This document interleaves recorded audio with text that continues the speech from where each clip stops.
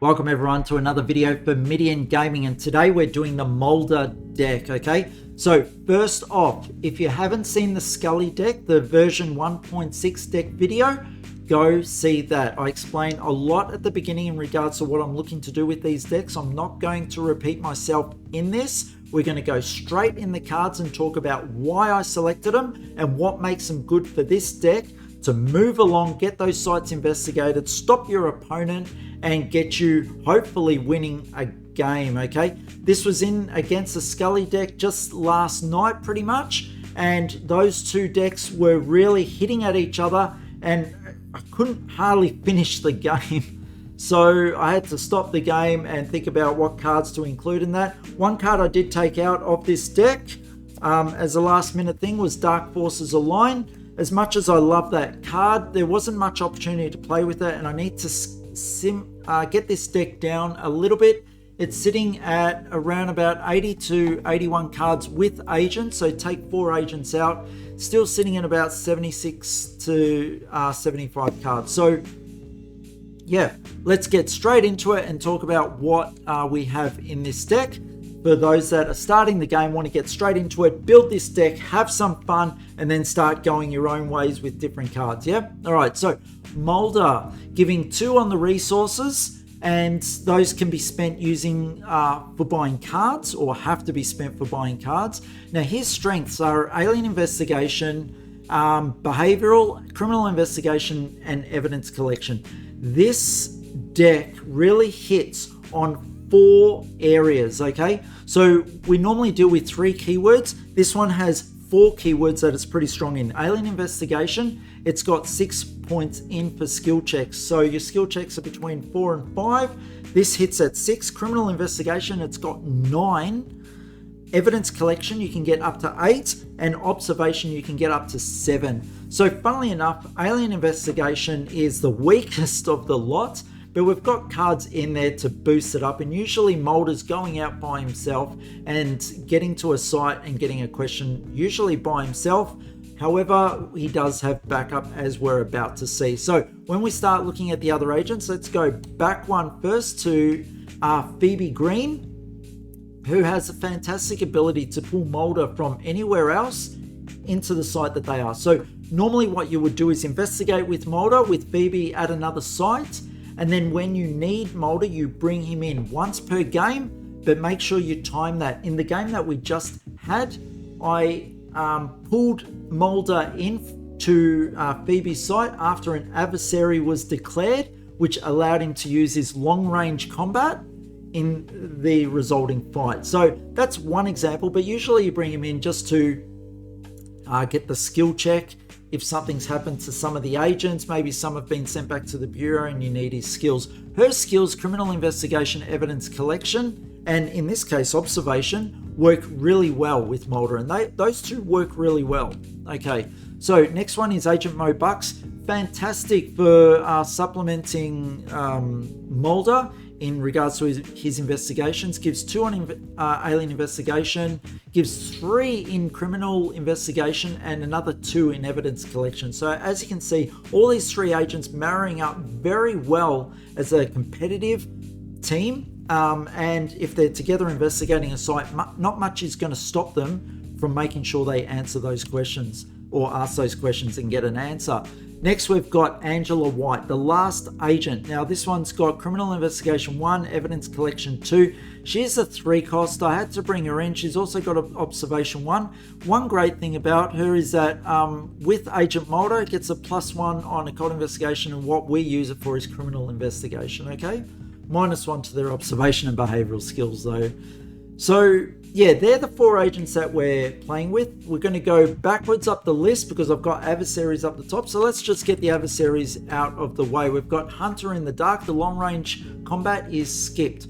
So it's got 5 damage. It's doing 4 damage. So it's most likely going to be taking down an agent before Hunter in the dark gets killed. And if lucky enough to stay for a second round, being on that 5 life mode, maybe only takes 4 damage in that first round, can do another 4 damage, possibly taking out 2 agents and buying you more time to investigate your sights and stopping the opponent. A very good card. It's a 7 cost, but skipping that long range combat is well worth it. Sandman, we've seen him before in other decks, gets the +1 above what the highest combat wombat in the team is. Has 5 life, hopefully doing some damage at long range before he gets taken out, or if he survives to the short range combat, doing his damage as well. So yeah, very good. The Mechanic. Now the Mechanic may use martial arts and subterfuge cards in there, mainly for the fact because I wanted to play with the subterfuge cards for combat cards, but it's not working out. So this one might be replaced with another adversary. I'm not going to take out an adversary and not have one in his place. Might be replaced.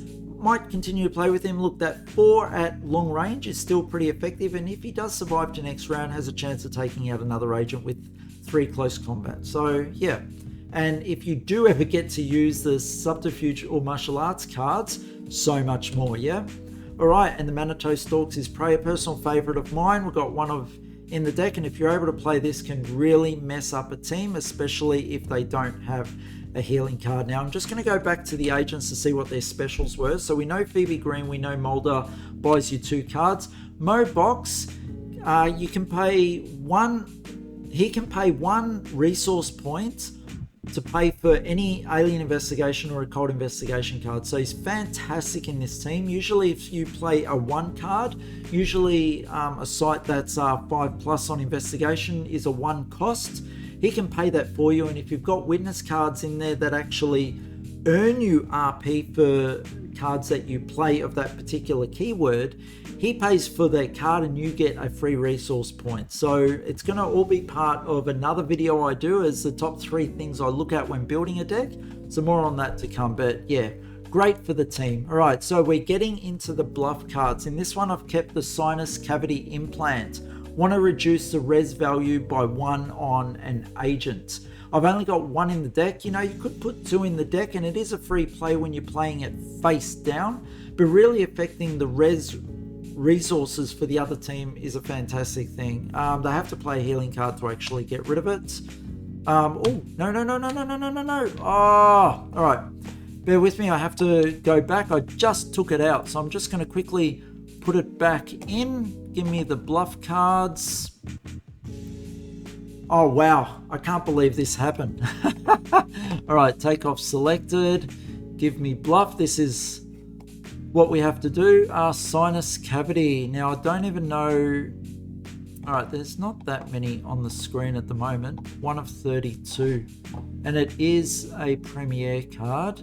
Let me just find it as a bluff.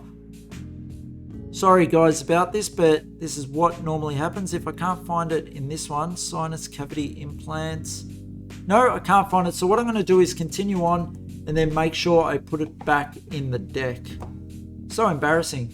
All right, so take off these, get back to selected, and where was I? We're up to section chief. Can send someone back to the bureau immediately. As a matter of fact, I'm just going to go through this deck and make sure I remember to put it back in. There it is. So going to sit there, and after the video I'm going to make sure I get it back in the deck where it belongs. Oh my goodness, can't believe I took it out by pressing the down arrow. Don't do that, yeah? All right, let's continue on. All right, we've got intruder countermeasures. Adds 2 CP to your pool. It's in every deck. This one is not always in every deck, and I'm wondering whether I keep it in or take it out. It's costing me 2 when I play it face down. The opposing team makes a sciences 4+ skill check. If they fail, each agent takes 1 point of damage. Now, if they've got a gas chromatograph, then this card has no effect. Look, they usually don't have that piece of equipment. Sciences 4+ against maybe the Scully deck is not that great, but sometimes you'll catch a team of 2 which don't have sciences, so you can catch them off guard, but it's only doing 1 damage to each opponent, which might matter depending on if you've got an adversary doing 3 damage or, you know, moving the damage like the berets do. But yeah, it's a second thought. If I need to get cards down in the deck, this is possibly one that's coming out, okay? Laser barriers, making sure 1 agent can't actually play their turn. I've got 2 in that for the skill check. Nasty Surprise, fantastic, giving 5 tokens to your CP. Radioactive Area, I've got 2 in, it's a 2 cost. I'm wondering whether to keep it at 2, maybe reduce it to 1 or take them out altogether if I had to reduce the cards. I'm at 2 minds about this because in the last game that I played, I actually did play this and it mattered, yeah? They couldn't get that extra 1 point. They were going for a 5+ to try and get a choice of which question. And I played this and it made it a 6+, got rid of one of their agents as well, and they were really struggling. They couldn't actually do the site. So it actually saved me for another turn. There was no other card that I had that could actually do what that did. So yeah, I'm at 2 minds. We'll see how future games go and how impactful it is to stay in there. Card troubles, you're taking the gamble if they've got 3 or more agents investigating a site if you play it face down. Otherwise, play it face up for the full cost when you've got 3 agents going to a site and you want to send one of them back home. Owner player's choice though. So the owning player of the agents gets to choose which one they send. So if you're in the Scully deck and they've got that agent in there, Agent Kresge, I think it is, Agent Kresge, yep, who's supplying nothing to the skill check, they might send them home. But if you can be lucky with this card, you might catch an agent that actually matters to the skill check, sending them back. And if they don't cancel this bluff, well, then they might not answer or get the skill check for the site to ask a question. And I've just taken that up by -1. All right, I've been able to put it back. Got to get rid of that down arrow, yeah? Detective Miles, you have to have 1 CP ready in order to pay for it, stealing 2 off the opposition resource points and adding them to your CP pool, all right? And Detective Tony Fiore, I've got 1 in each deck. Has the opponent discards 2 cards at random from their hand immediately, so they don't even get a choice. So that's why it's such a good card. And at a 2 cost, I actually think that's under costed, especially when you play it face down and it only costs you 1. Is what it is. Play that card in every deck. Alright, so for the combat cards, which I usually use just to throw out, however, as you'll see, this one can be used with martial arts, so you can use it with the mechanic. Adds 2 to their close combat skill, and the opponent is stunned for the next round of combat, so they'll deal no damage. So yeah, not too bad. I've got another combat card in there, Spinning Kick. Can use martial arts, adds 3 to their close combat skill. Can easily be taken out if you don't want them in there. There's just 1 of each, so that's 2 cards out, but at the moment they're each giving 3 resource points. 3 conspiracy points if I throw them out as a conspiracy player. So they do have a use. Just like the equipment, the cellular phone, really helpful. If you can give it to someone like a Mulder, you keep getting his abilities. -1, I believe it is. Skill check that is carrying another section of the table. Oh, you can add his skills to the skill check, but you can't use those other skills. The agent is reduced by 1, yeah. So it's reduced by 1, but you can give it to someone like Mulder. So when after Phoebe is used to token to actually pull Mulder in, you can keep using it throughout the rest of the game. If you don't want to pay for it or don't see a need for it, which I haven't in my last game anyway, you can give it up for 4 CP, which is pretty reasonable. Same with the shotgun, you always give it in. I've take 2 of these in every deck if I can manage it. There's 1 cell phone, 2 shotgun. Those 6 CPs are too valuable not to have this in the deck. Have 2 of them if you get both of them in hand at the same time. Play it as a conspiracy player. You've got 12 CP at your disposal. You've got adversaries. You could potentially play 2 adversaries or adversary with some combat. Yeah, very, very good. All right, we've got into the event cards. We've got the healing cards, 2 of each, pretty important. If you get hit by the Manitou and don't have healing cards, you're in a hell of a lot of trouble. All right, Cigarette Smoking Man Strikes in every deck, 1 of. Just nice for him to show up when you least expected. Street Contacts, 2 of in every deck. Going through your deck, hitting those witnesses that matter so much in regards to you having an easier time in your turns, and we'll get to them. Alright, so Fingerprints. I only have 1 in the deck. I actually had a case where playing this deck, I had 2 Fingerprints on the table and 2 of the other card documentation, I was like, man, this is so much. So I cut it down to 1 card for fingerprints. It might go back in. Who knows? I'm going to play without the second one for now and see how he goes. It adds 1 to your skill check. After you've successfully investigated a site, you can pay 2 for this, and it gives you a +1 on any site skill check. So if one of your agents is taken out at an inopportune time, you've got that and thorough documentation sitting there to actually use to actually help you with that skill check and get over it, even though you've lost an agent.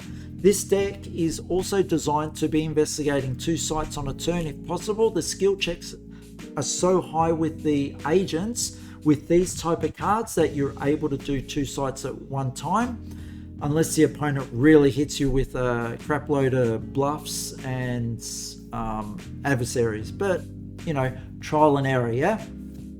Right, here we go. So I've only got 1 thorough documentation, 1 fingerprints in this. They both could go up by another card each if I was to take other cards out, but I don't want this deck to go too heavy into that. Now I've got 1 reading the signs.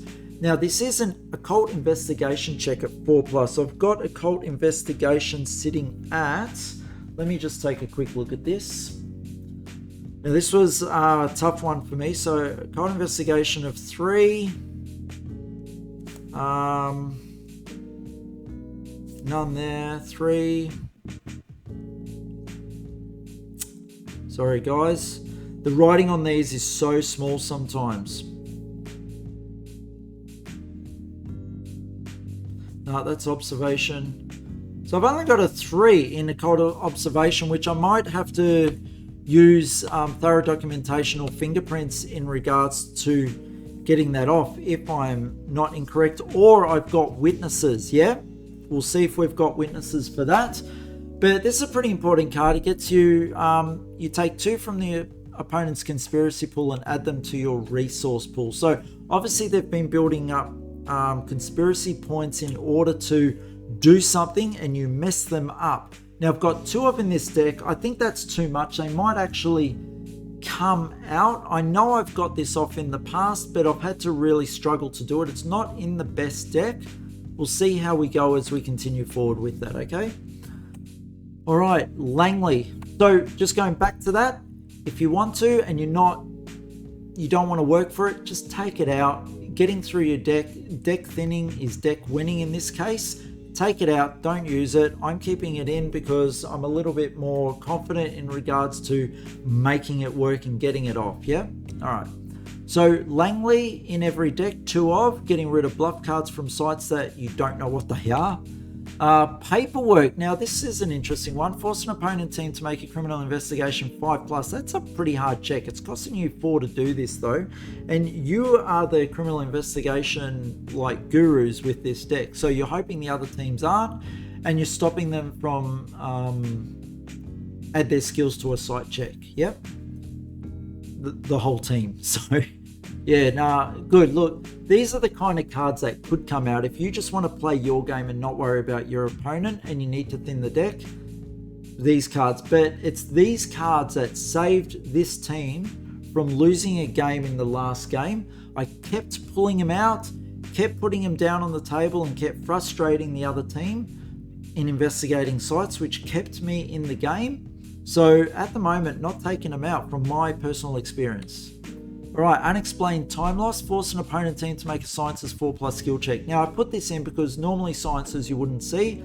The Scully deck unfortunately has it, but who knows about the Cry check and the Skinner deck when I make them up and put them on a table, whether they're going to be able to make this check or not.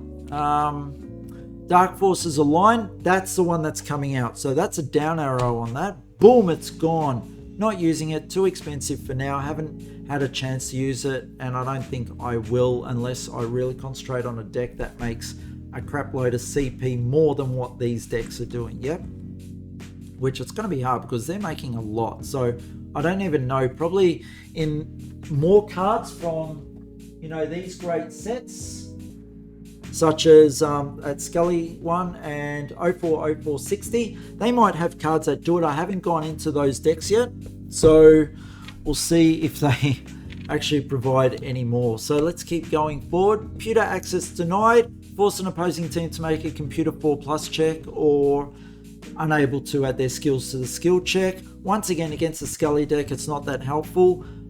It can be if you get the right team, but against other teams it might be devastating. The Erlenmeyer Flask negates any one card played against a team during a bureaucracy or alien investigation skill check. So you've got quite a few sites there that you want to do alien investigation. If they do something, you can play this card against it. Yeah, I've got one of in the deck. I don't have too many of this card, and I wanted to make sure I had enough maybe for the Krychek deck as well. So we'll see how we go. Authorized access only, Subterfuge 4+ skill check. How hard is it to get Subterfuge with various teams? This team hasn't got it, so it's just another one of those cards that is out there to stop the opponent while you're playing your game.